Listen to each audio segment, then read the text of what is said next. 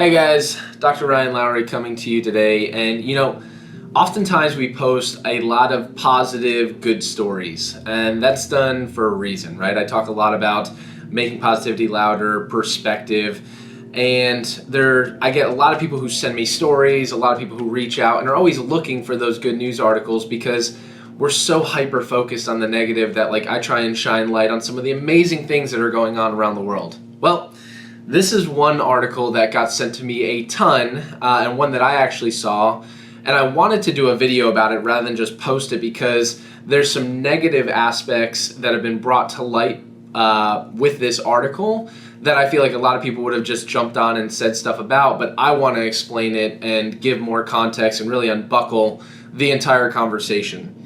And this one is about a kid named Carson King, and some of you might have seen this story, but it's pretty incredible. So this kid who's in college was holding up a sign at ESPN College Game Day. So they go around to big time schools, universities, football games, and they do their whole broadcasting. And he was holding up this sign, and the sign said Busch Light supply needs replenish. And it had his Venmo account, right? But he held it up perfectly behind, so it was on camera and everything. And tons of people saw this. And within minutes, of him being filmed on air, and people seeing that sign, he was getting hundreds of dollars. Then it started turning into thousands of dollars, and he's like, "What just happened?" All these people started Venmoing him money. Which is really a genius idea marketing-wise.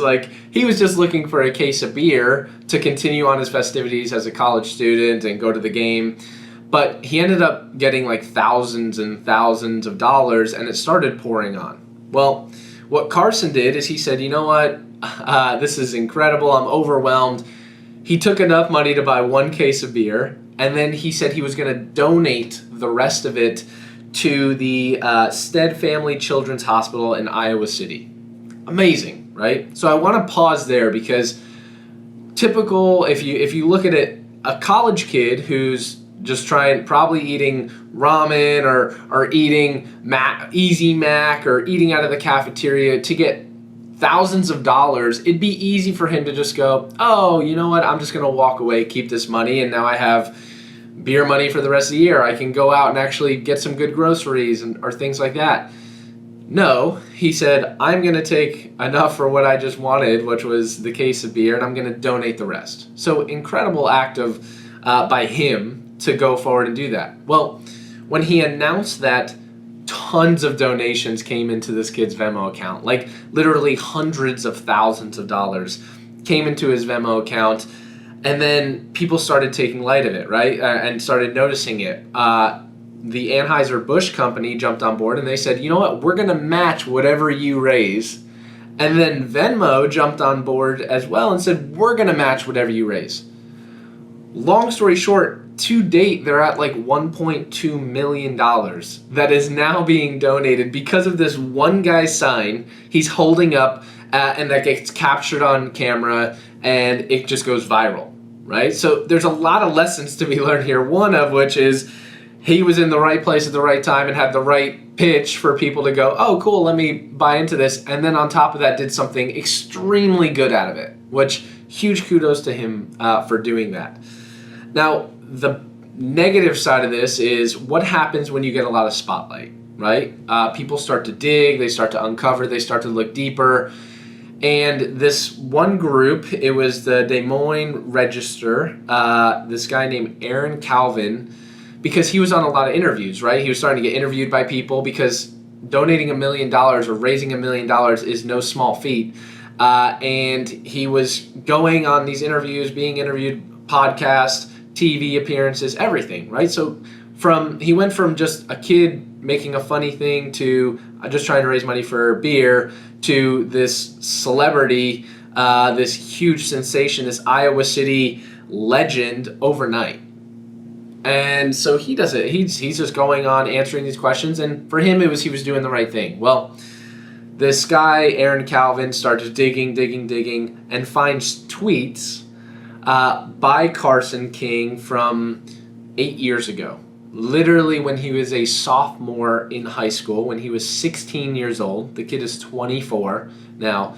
finds tweets when he was 16 years old where he was referencing Tosh Point, the comedian, and they were racist tweets, right? So first and foremost, I just want to make it very clear, there's one race, and that is the human race. I think racism is one of the most terrible things in the world, that people still perceive things. I don't care if you're white, black, purple, red, green. If you're green, you're probably from Area 51, and I want to meet you. But I don't have anything against skin color, and I don't think anyone should. I think that's a learned trait. I don't think that's not something we're born with. And there's one race, and that's the human race. And I think we should all love each other respectively and respect each other for that reason. But nonetheless, he made a tweet back in 8 years ago when he was 16 years old. That was inappropriate, but he was referencing a TV show. But that doesn't excuse the racist aspect of his tweet. But the kid was 16 years old. He wrote this letter apologizing for everything. He goes, you know what? I was immature. I was 16 years old. I was in high school. What I found funny in high school is radically different from what I find funny now, right? And I think we can all resonate and put ourselves in those shoes. There's a lot of things I probably said or did in high school that I thought was funny that I'd be embarrassed and disgusted with right now, because you mature, you learn, right? And you grow, and that's one of the things I want to talk about at the end. But with him, he came out and 3 years ago in 2016, he put out a post saying, until we as people learn that racism and hate are learned behaviors, we won't get rid of it. Tolerance towards others is the first step. That alone, from when he was 16 to just 3 years ago when he was 21, shows the kid has matured. He's probably learned a lot of how to be an actual adult and a good human being.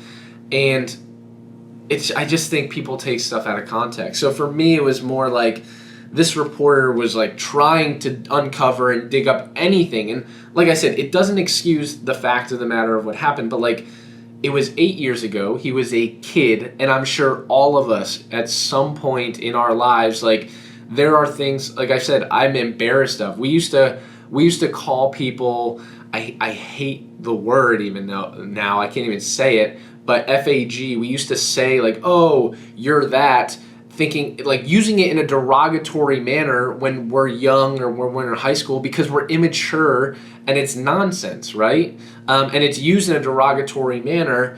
Now that word disgusts me in a sense that I get so frustrated and angry at the derogatory meaning of it, not the aspect of what people use it for. I think it comes down to the intent, right? It's just you used to say, oh, you're gay, or oh, that's so gay. What does that even mean? That's ridiculous. And you're young, you're immature, you don't understand a lot of these things, and you just think you're funny. You think you're doing it. So the thing that I wanted to jump on, because I wanted to post this story, and I knew some people might know about the negative aspect of this and bring it to light, but I think it's important to understand context.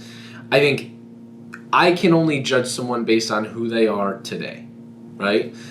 Because if you want to make that argument, it's interesting because this article was written, and the guy who actually uncovered that about Carson, this guy Aaron, what's his name? Aaron Calvin, put up ridiculous tweets back in 2011, right? One of his tweets that they pulled from December of 13th, 2011 was, who isn't verbally abusive to their girlfriends? Gotta keep in line, yo. Am I right, ladies?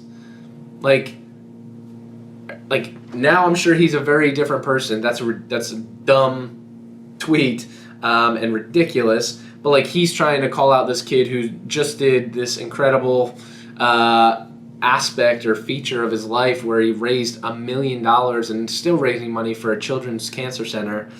And he brings this up and brings it to light and exposes him when he himself has things in the closet that probably he didn't want uncovered as well. And he had to come out because now he's a reporter, and that obviously doesn't align with his company values. And so I think there's a lot of lessons to be learned here. And I can ramble on about this for a long time, but I think there's a lot of lessons. One, understand that what you put out in the social world will live on forever. It doesn't matter if you delete it, doesn't matter if you get rid of it. So just be very careful about what you put out. Two, the way I can only look at someone and judge someone. The way I look at them is like, I can judge you for the person you are now, right? Unfortunately, Anheuser-Busch said they're cutting all ties with Carson. They're still going to donate their portion of the money, but like, they were going to make beer cans and they were going to do all these things. But for their company's reputation, they're saying that they're cutting ties with this kid because of those tweets that he did 8 years ago when he was a sophomore. And so the way I approach things, this is how I approach life, this is how I approach business, is like, everyone has a past. We all have a past. There are things that I'm not proud of in my past. There's things that I am proud of in my past. I can only judge a person based on how I look at myself. I can only judge a person based on the person they are today. Not the person they were yesterday, not the person they were last week, not the person they were 8 years ago. I can judge you on who you are today. And anyone can attest to this that's ever worked with me, because I bring people in and I always have our team, if we're hiring someone and we're vetting someone, I make sure that they can do the job. They have somewhat of qualifications to be able to do the job. And then after that, when they bring in their resume to do an interview, I don't even look at it. Rip it up, put it aside, because like, I'm here to interview you as a person. Because if you have the qualifications, you have the ability to do the job. Now I'm more interested in you as a human being versus your capabilities, because I'd much rather a good, decent human being who needs to be coached and led than someone who's amazing at what they do but is a terrible human being. I would take that first person all day long. And I would never hire someone who's not a good human being. And so I think a lot of times we make judgment, we cast judgment on things that seem easy to be cast judgment on, when in reality the here and now of the situation is good, the intent is good, there was a legitimate apology, and I think we could all probably put ourselves in that in those same shoes. And look at, I don't even get involved in politics, but look at what they try and uncover in politics from years and years and years and years ago, right? It happens all the time, and they're doing it to this kid who just raised over $1.2 million for a charity, and it's just sad. So I wanted to preface that because I think it is an incredible story. I think it's a good story. I love the positive perspective of this kid literally could have taken all this money, ran back to his dorm room, and thrown an enormous party, and no one would be talking about it because no one would ever know. But instead, he put himself out there and said, you know what, I'm going to donate this money. He introduced himself to the spotlight, and with the spotlight comes everything else that allows you to be in front of the spotlight, which is people looking into your relationships, history, family, this, that, and they uncovered something from 8 years ago, which he legitimately apologized for, and I think has grown, and I think we all grow and become new people, right? And we change and adapt over time, and you can either grow up or you can grow down. Unfortunately, some people grow down, and in this instance, I think he's grown up and has matured a lot more. So I appreciate you guys listening to that, and I would love to know your guys' thoughts and perspective on it, because I'm just big on perspective, and I'm super open to anything. I'm the least narrow-minded individual that I know of, because I love hearing from different people, different aspects. Heck, I love hearing from Scooter what he has to say. You know what I mean? Like, I'm so open to hearing other people's insight that that fuels me and drives me to just.